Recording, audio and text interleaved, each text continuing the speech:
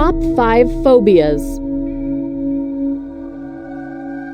They may be irrational, but they're very real fears. Snakes.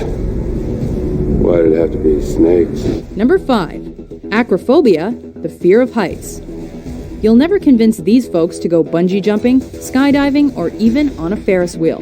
But it's one of the most natural fears you can have. Not a big fan of heights. Tests show that even babies have an innate fear of heights. Not everyone's anxiety towards heights reaches the level of a phobia. You'll know you're an acrophobe if you have panic attacks or go out of your way to avoid high places.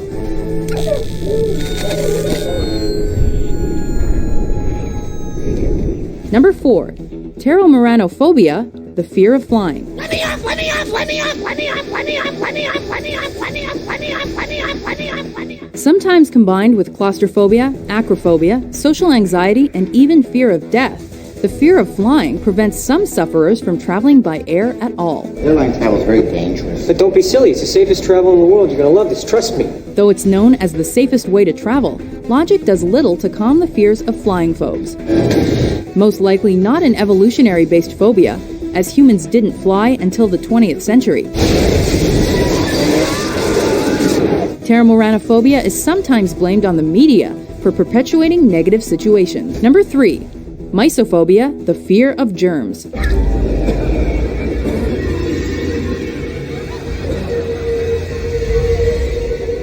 Judging by hand sanitizer sales, this phobia is on the rise. Often called germaphobes, people who suffer from mysophobia are constantly washing their hands, are sometimes afraid of shaking hands or similar gestures, and are obsessed with contamination to the point where they cut themselves off from others.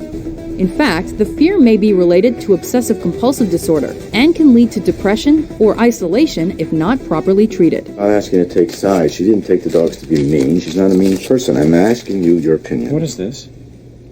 What? You didn't check your suit. There's a tear in it.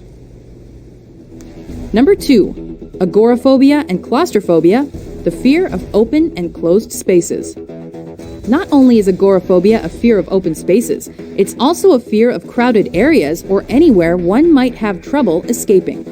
I wish I could come, but I'm a borderline agoraphobic. Borderline. Is that what you're calling it? And it can get so bad, severe agoraphobes hold themselves up in their homes, as that's their only safe place. Claustrophobia, on the other hand, is triggered by various situations.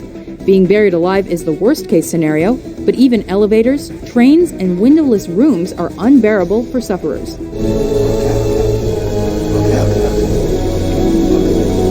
Number 1. Arachnophobia and ophidiophobia, the fear of spiders and snakes. Chris, I'm scared to death. And we all are. But our brains secrete a neurotransmitter and enables us to deal with them. Come on. I don't think I have that particular neurotransmitter. It takes a special kind of person to like these creepy crawly critters.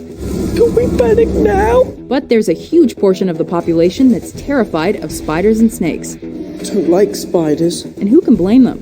While more women than men claim to be arachnophobic, both irrational fears likely stem from evolution or personal experience. So what happens to people cursed with these fears? Even photographs can trigger anxiety attacks, screaming, fainting, and more.